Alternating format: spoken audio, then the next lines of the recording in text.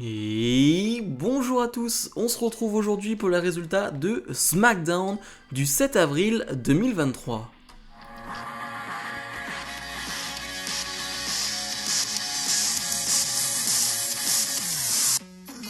Comme d'habitude, n'oubliez pas de mettre le pouce vers le haut et de s'abonner. On reviendra en fin de vidéo sur Vince McMahon. Est-ce qu'il a vraiment dirigé le show ou non? Bref, on en reparlera en fin de vidéo, ne vous en faites pas. Le show bleu qui débute directement avec Imperium face aux Brawling Brutes. Un match qu'on a vu et revu pour le coup dans des configurations différentes. 1 contre 1, 2 contre 2, 3 contre 3.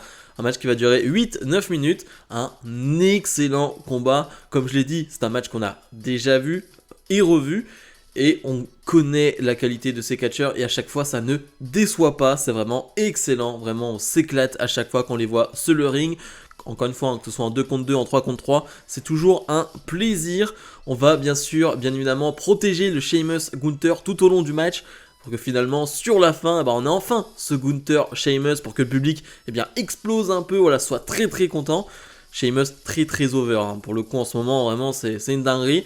Et du coup, la finalité, c'est Sheamus qui va réussir en plein vol un coup de genou dans la tête de Giovanni Vinci pour finalement l'enchaîner avec un Brock Kick, 1-2-3, victoire de Sheamus et donc des Brawling Brutes. Je m'attendais plutôt à une victoire de Imperium. Je ne sais pas si ça veut dire que cette histoire va continuer entre les deux. Je m'attends quand même à ce qu'on passe à autre chose. Sheamus a certes eu sa victoire face à Giovanni Vinci, mais il faut peut-être quand même qu'on passe à autre chose entre Imperium et les Brawling Brutes. Ça fait un petit moment que ça dure. Sheamus, Gunther aussi. Donc j'espère que c'est pas une raison de plus pour que cette feud dure. Certes, on n'a que des gros combats, on n'a que des beaux combats entre tout ce beau monde, mais à un moment donné, il faut quand même passer à autre chose. Ricochet fait face à Ivar, Ricochet qui est sans Braun Strowman. Est-ce que c'est un indice ou non sur l'avenir de cette équipe? Je ne sais pas, je ne pense pas. En tout cas, on a un match qui va durer 4-5 minutes, qui est vraiment très cool, vraiment opposition de style à son maximum, vraiment Ivar contre Ricochet. Tu peux pas faire plus à l'opposé et ça rend très très bien, vraiment j'avais pas de doute sur le début du combat, juste sur la durée, sur la manière dont ça va être fait, mais pour le coup c'était très fun, vraiment j'ai pris beaucoup de plaisir, c'était vraiment cool. Ivar il bouge très bien, il est capable de faire à peu près tout malgré son gabarit, donc face à un gars comme Ricochet, ça fonctionne très bien. Ricochet va finalement l'emporter avec son Shooting Star Press. Est-ce que ça présage un Ricochet qui va enchaîner quelques victoires ces prochaines semaines? Ouais, c'est une possibilité. Liv Morgan et Raquel Rodriguez font face à Shotzi et Natalia. Morgan et Rodriguez qui affronteront donc Becky Lynch et Lita pour les titres de championne par équipe tout simplement. Donc ce lundi à Raw, si je dis pas de bêtises. Bon, le match, on en a rien à faire. Soyons honnêtes, le match, il est pas mauvais, ça dure 3-4 minutes. Mais alors vraiment, j'en ai rien à faire. Je veux dire, Liv Morgan, Raquel Rodriguez face à Shotzi Natalia. Vraiment, c'est dur de se hyper, c'est dur d'être à fond devant ce combat. Heureusement, encore une fois, c'est très court. Mais c'est compliqué. C'est très compliqué. Liv Morgan et Raquel vont l'emporter. Il y a quelques enchaînements sympas de leur part. Voilà, ça essaye de travailler un minimum en équipe. On a essayé de faire des choses en équipe. Mais c'est quand même... ça donne pas très envie tout ça. Vraiment, c'est quand même très compliqué. Triple H est sur le ring comme ce lundi à Raw. Et clairement, il part quasiment pour la même promo. C'est-à-dire qu'il te parle de WrestleMania, des records qu'ils ont brisés. Donc tu te dis, ok, bon, rien d'intéressant, rien d'important à signaler. Et là, Triple H va faire une annonce. Enfin, on attendait une annonce justement ce lundi, on l'a pas eu. Et là, on a finalement une annonce.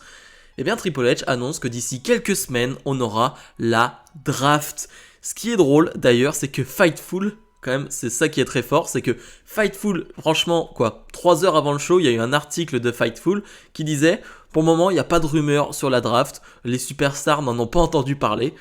Bon, ça arrive directement à ce SmackDown, donc ça arrive à tout le monde de se tromper, même Fightful.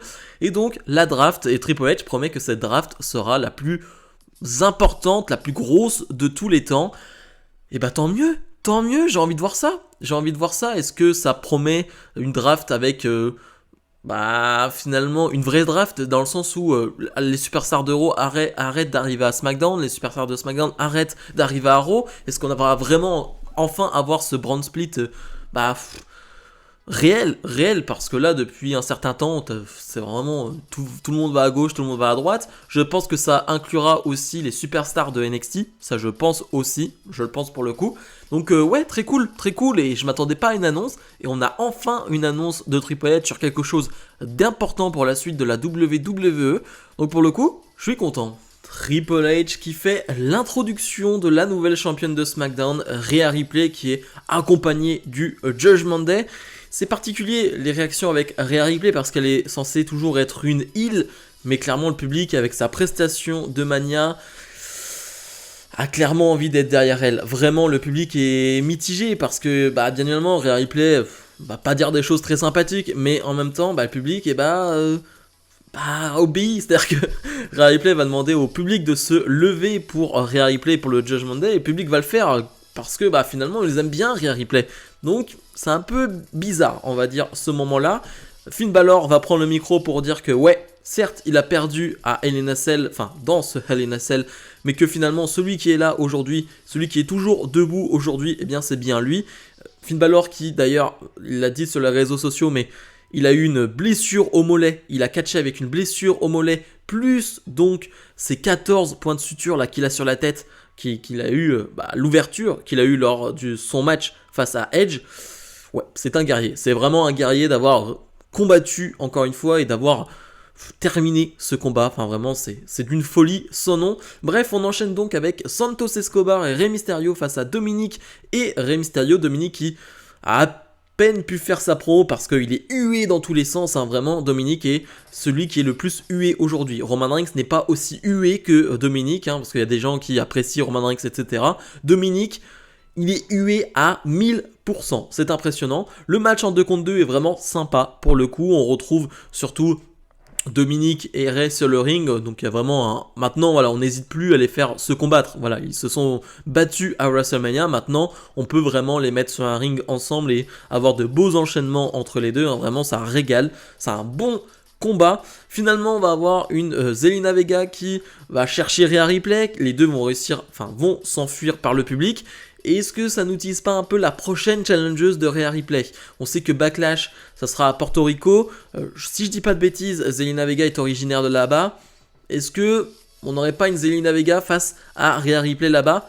Je serais pas étonné. Je pense que ce serait plutôt une bonne idée, même si on construit Zelina Vega sur les prochaines semaines, ce qui pour l'instant n'est pas le cas. Zelina Vega a juste fui, donc c'est pas terrible.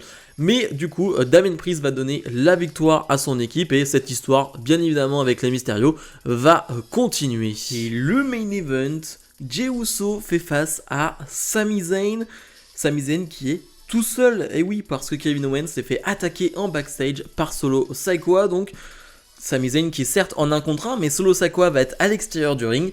Le match est vraiment bon entre Zayn et Sami Zayn, pour le coup il n'y avait pas de surprise non plus, c'était pas la première fois qu'on les voit ensemble sur le ring, mais c'est un match de qualité très plaisant à suivre.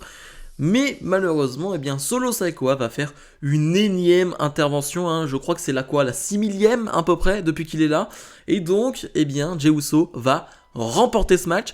C'est l'après-match qui est plus intéressant avec finalement Jey Uso qui va empêcher Solo Sikoa de s'en prendre à Sami Zayn à première vue, mais finalement non, Jey Uso rigole et finalement met un super kick dans la tête de Sami Zayn et demande à Solo de ramener les chaises, etc. pour vraiment détruire Sami Zayn, il y a vraiment une haine entre les deux.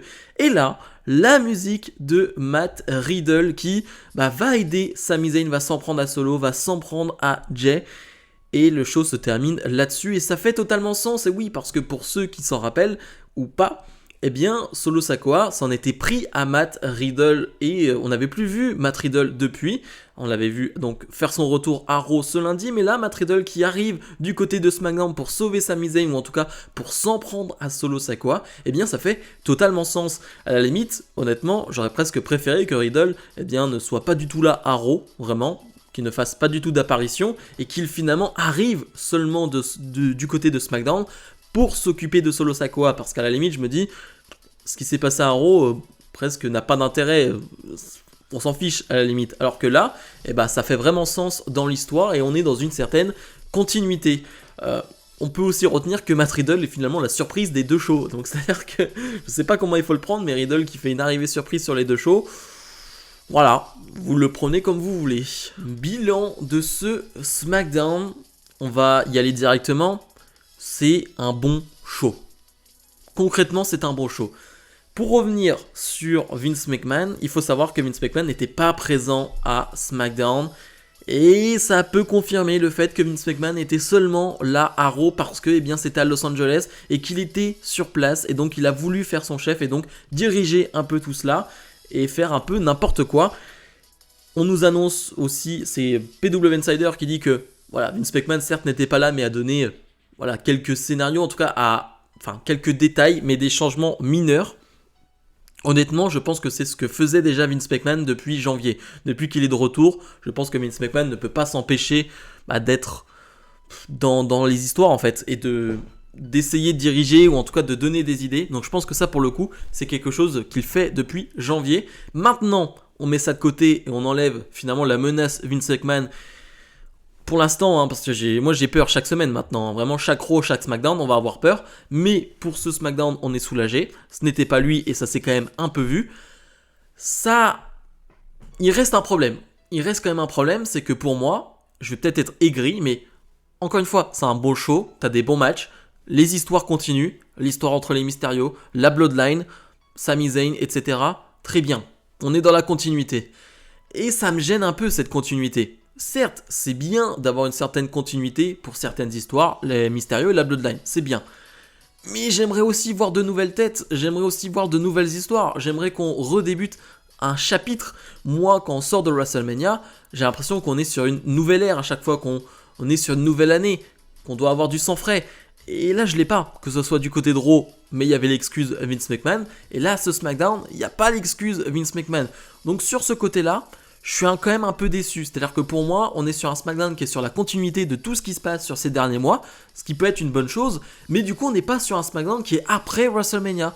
Pour moi, on n'est pas sur cette vision-là. Et c'est ce que j'avais compris aussi dans les mots de Triple H après WrestleMania, qui parlait de continuité. Et clairement, on est dans la continuité. Ok, très bien. Mais on n'est pas sur la surprise, on n'est pas sur la fraîcheur. Et c'est aussi ce que j'attends, moi, d'un SmackDown après WrestleMania. Alors, je ne sais pas si mes attentes sont trop hautes ou alors ne sont pas les bonnes. Dites-moi ce que vous en pensez, mais à ce niveau-là, je suis quand même un peu déçu. Mais soyons quand même soulagés, c'était bien un show de Triple H. Et ça, c'est quand même une bonne nouvelle avec la draft qui a été annoncée, le retour de Shinsuke Nakamura pour le SmackDown de la semaine prochaine.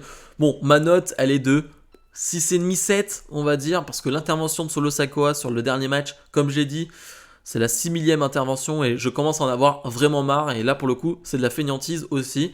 Bref, comme d'habitude, si cette vidéo vous a plu, n'oubliez pas de mettre le pouce vers le haut, de vous abonner. On se retrouve peut-être en live aujourd'hui. Je ne sais pas à quelle heure, mais c'est une possibilité. Donc, restez connectés, on ne sait jamais. Bref, salut.